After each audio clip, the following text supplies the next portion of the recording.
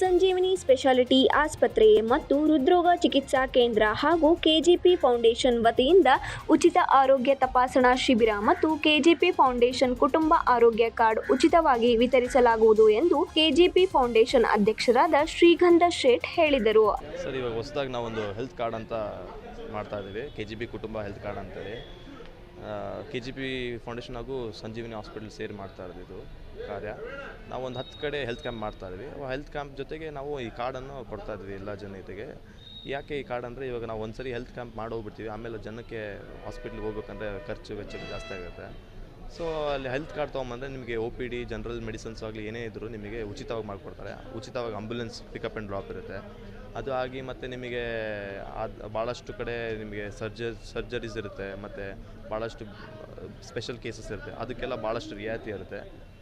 So ಈ ಥರದ್ದೆಲ್ಲ ನಮ್ಮ ಸಂಜೀವಿನಿ ಹಾಸ್ಪಿಟಲ್ ಮತ್ತು ಕೆಜಿಪಿ ಕುಟುಂಬ ಕಾರ್ಡಿಂದ ಒಂದು ಜನತೆಗೆ ಲಭ್ಯವಾಗ್ತದೆ. ನಗರದಲ್ಲಿಂದು ಮಾತನಾಡಿದ ಅವರು, ಒಂದು ಕುಟುಂಬಕ್ಕೆ ಆರೋಗ್ಯ ಕಾರ್ಡ್ ಗರಿಷ್ಠ 4 ಸದಸ್ಯರಿಗೆ ಮಾನ್ಯವಾಗಿರಲಿದೆ. ಉಚಿತ ಆರೋಗ್ಯ ಶಿಬಿರದಲ್ಲಿ BP ತಪಾಸಣೆ, ಶುಗರ್ ತಪಾಸಣೆ, ಹೃದಯ ತಪಾಸಣೆ, ಎಲುಬು ಮತ್ತು ಕೀಲುಗಳ ತಪಾಸಣೆ, ಕಣ್ಣಿನ ತಪಾಸಣೆ, ಸ್ತ್ರೀರೋಗ ತಜ್ಞರು ಹೀಗೆ ಸೌಲಭ್ಯ ದೊರಕಲಿವೆ. ಇದೇ ಜನವರಿ 18ರಂದು ನೇಕಾರ ನಗರದಲ್ಲಿ, ಜನವರಿ 25ರಂದು ಗೋಕುಲ್ ನಗರದಲ್ಲಿ, ಜನವರಿ 27ರಂದು ಜನ್ನತ್ ನಗರದಲ್ಲಿ, ಫೆಬ್ರವರಿ 1ರಂದು ಗಣೇಶ್ ಪೇಟ್ದಲ್ಲಿ, ಫೆಬ್ರವರಿ 1ರಂದು ಗಾಮನಗಟ್ಟಿಯಲ್ಲಿ, ಫೆಬ್ರವರಿ 15ರಂದು SM ಕೃಷ್ಣ ನಗರದಲ್ಲಿ, ಫೆಬ್ರವರಿ 22ರಂದು ಕೆಳಗೇರಿಯಲ್ಲಿ, ಮಾರ್ಚ್ 1ರಂದು ಸುತಗಟ್ಟಿಯಲ್ಲಿ ಶಿಬಿರ ಆಯೋಜಿಸಲಾಗಿದೆ ಎಂದರು.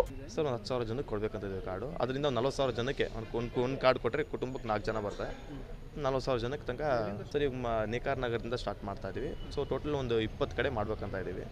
ಸೊ ಫಸ್ಟ್ ಒಂದು 10 ಕಡೆ ಸಿಟಿಯಲ್ಲಿ ಮಾಡ್ತೀವಿ, ಒಂದು 10 ಕಡೆ ಗ್ರಾಮೀಣ ಭಾಗದಲ್ಲಿ ಮಾಡ್ತೀವಿ.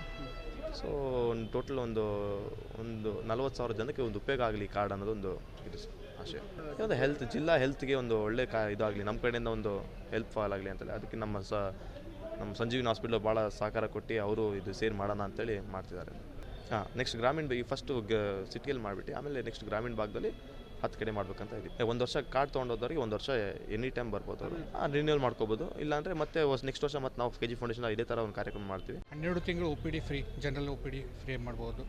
ಅದರಲ್ಲಿ ವೈದ್ಯರ ಸಮಾಲೋಚನೆ, ಎಕ್ಸಾಮಿನೇಷನ್ನು, ಆಮೇಲೆ ಬ್ಲಡ್ ಶುಗರು ಚೆಕಪ್ಪು, ಆಮೇಲೆ ರಕ್ತಹೀನತೆ ಇದ್ದರೆ ಹೆಮೋಗ್ಲೋಬಿನ್ ಫ್ರೀ ಮಾಡ್ತೀವಿ. ಮತ್ತು ಹೆಚ್ಚಿನ ಏನಾದರೂ ರಕ್ತ ಪರೀಕ್ಷೆ ಬೇಕಾದರೆ ಕನ್ಸೆಷನ್ ರೇಟಲ್ಲಿ ಚಿಕಿತ್ಸೆ ಮಾಡಲಾಗೋದು. ಆಮೇಲೆ ಅಡ್ಮಿಟ್ ಆದರೆ ಅದರಲ್ಲಿ ರಿಯಾಯಿತಿ ದರದಲ್ಲಿ ಮಾಡ್ತೀವಿ. ಮೆಡಿಸಿನ್ ರಿಯಾಯಿತಿ ದರದಲ್ಲಿದೆ. ಆಗ 24/7 ಎಮರ್ಜೆನ್ಸಿ ಸರ್ವಿಸ್ ಕೊಡ್ತೀವಿ. ಪೇಷಂಟ್ ಏನಾದರೂ ಸೀರಿಯಸ್ ಇದ್ದರೆ ಪಿಕಪ್ಪು ಡ್ರಾಪು ಎಲ್ಲ ನಮ್ಮ ಹಾಸ್ಪಿಟಲ್ ಕಡೆಯಿಂದ ಫ್ರೀ ಆಫ್ ಕಾಸ್ಟ್ ಸೇವೆಯನ್ನು ಕೊಡ್ತೀವಿ. ಹಾಗಂದರೆ ಮತ್ತೇನು ಸೂಪರ್ ಸ್ಪೆಷಾಲಿಟಿ ಬೇಕಾದರೆ ಎಲ್ಲ ರೀತಿಯಿಂದನೂ ನಮ್ಮ ಹಾಸ್ಪಿಟಲ್ದಿಂದ ಒಂದು ಕನ್ಸೆಷನ್ ರೇಟಲ್ಲಿ ಎಲ್ಲ ಚಿಕಿತ್ಸೆಯನ್ನು ಕೊಡಲಾಗುವುದು ಆ ಕಾರ್ಡಲ್ಲಿ.